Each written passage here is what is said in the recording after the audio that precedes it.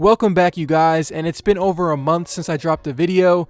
My upload schedule has been awful, but we're back with a normal video schedule. I'm gonna have a video almost every day until opening night next Tuesday, so consider turning on notifications so you can get here early to watch those videos around 7 p.m. Eastern time. This video is going to be about predicting the leader for every single major stat category for this 2020 NBA season. I'm going to go through points, 3-point percentage, assists, and I'll have a non-traditional stat that I think is a major one at the end. So this is the part where I shamelessly ask for likes on this video because it helps out my channel after not uploading for a while. Let's try to get going with this one and try to hit 1,500 likes in the first day.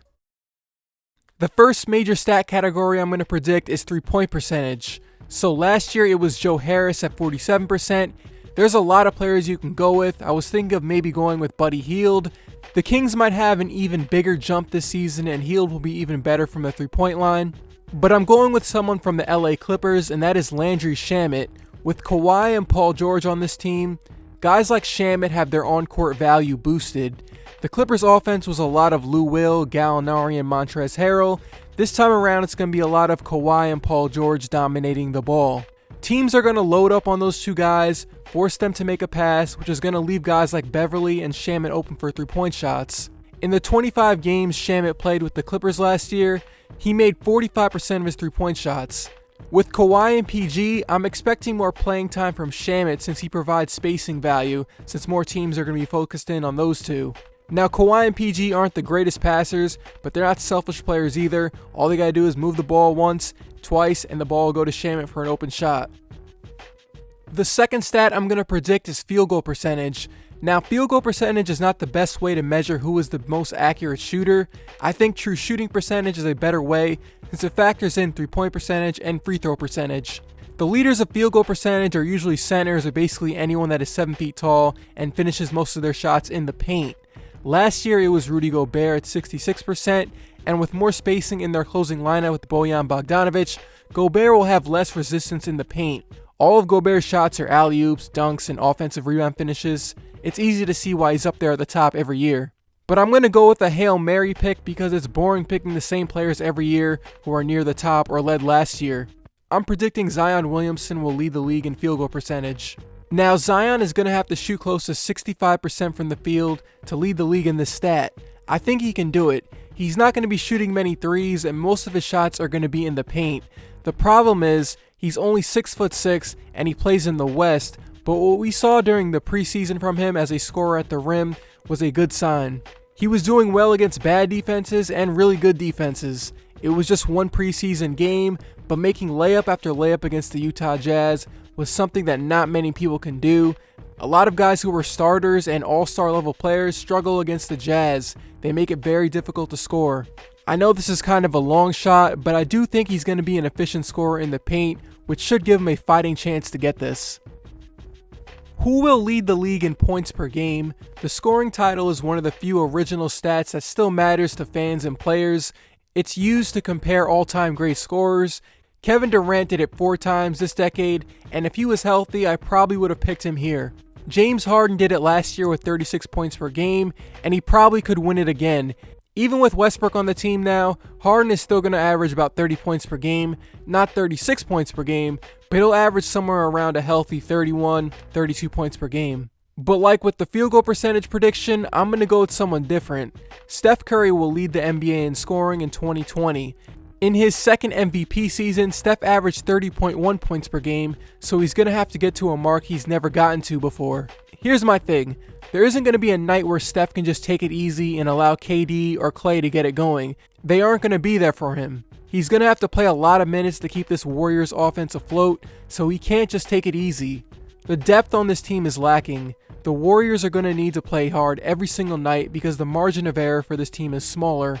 An injury to Draymond or D'Angelo Russell would set this team back. I'm expecting Steph to share the ball as he normally does, but he's going to be looking for a shot more than he ever has in his career.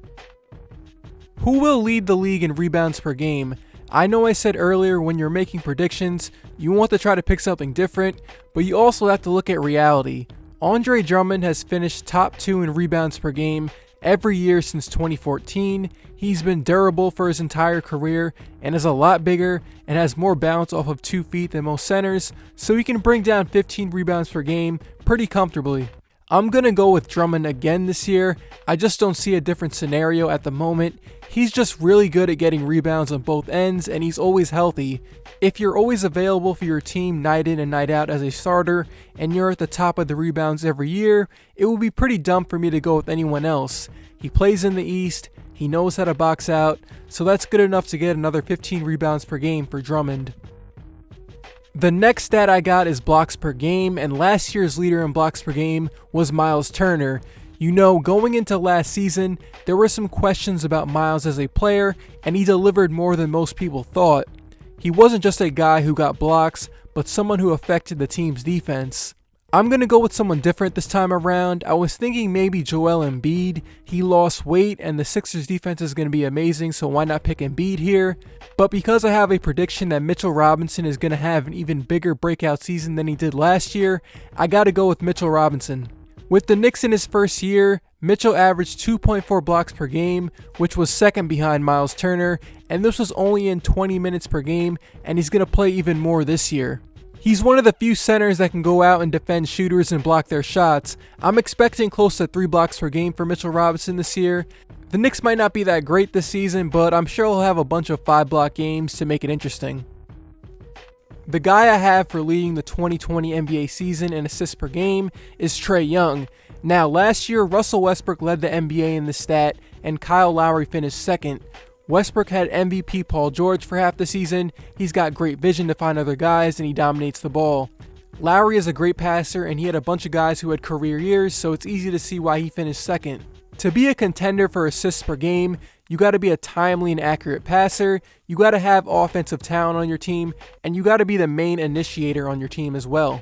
You can be one of the best passers in the league, but if you have shooters that can't shoot, and players who struggle to finish at the rim around their defender, then you're going to have a hard time racking up those assists. Now, Trae has 2 of those things. He's already one of the better passers in just his second year, and he's the main creator on the team. The Hawks don't really have a backup point guard unless you consider Evan Turner, who's probably going to run the backup bench minutes. There's no one else who's going to be dominating the ball like Trae will on this Atlanta team, which gives him an advantage over almost every player in the league. He's going to be surrounded by shooters every single time he runs a pick and roll. He's going to have John Collins rolling to the rim for alley-oops, or he'll be leaking out into transition. Trae is in a situation that maximizes his skill set and should get him the assists per game title. Some of the players could be better on his side, but they're good enough to get the job done. Trae finished with 8.1 assists per game last year. Westbrook was at 10.7. I expect Westbrook to be up there again, but he's not going to dominate the ball as much as he did in OKC, so I expect that to drop down a bit. Trae will lead the league with around 9 to 10 assists per game. For steals per game, this was pretty tough. Last year it was Paul George, and every year it was always a different top 5, and somebody different finishes at number 1. You just don't know who is going to be able to finish in that 2 to 2.5 steals range. Paul George is going to miss the first 10 games or more, and he's probably going to rest a few more games as well during the year, so I'm counting out Paul George here. I'm expecting the Clippers to be a better playoff team than a regular season team. I'm going to go with Robert Covington here to lead the league in steals. In the 22 games he played with Minnesota, Covington averaged 2.3 steals per game.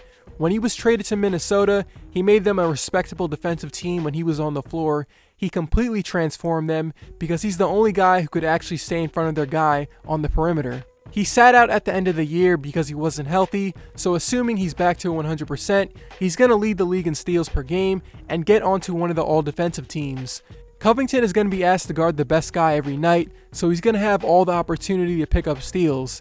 Now, steals are not the best way to measure somebody's overall defense, but it does show that you know how to play the passing lanes and know when to gamble. For the last stat category, I thought let's go with something different and something that I like to check during the year, and that is restricted area shots, so shots right underneath the rim. You know, I was thinking about going with Zion Williamson, but because he's going to be sharing the ball with Drew Holiday, JJ Redick, Brandon Ingram, and a few other guys that need to develop, I can't pick him just yet. Last year, Giannis led the league in restricted area shots with 567, and the next closest player had 100 less made shots in that area than him. That was Andre Drummond. I don't see Zion getting up to the 500 range next year like Giannis. I can see him in the mid 400s. It's going to be Giannis again, leading the league in restricted area made shots. And that is it for me, my first video back. If you want to drop a comment for your predictions, don't hesitate to do that. My next video is on LeBron, and it has nothing to do with the comments he made about Daryl Morey. So yeah, come back tomorrow around the same time to watch that video.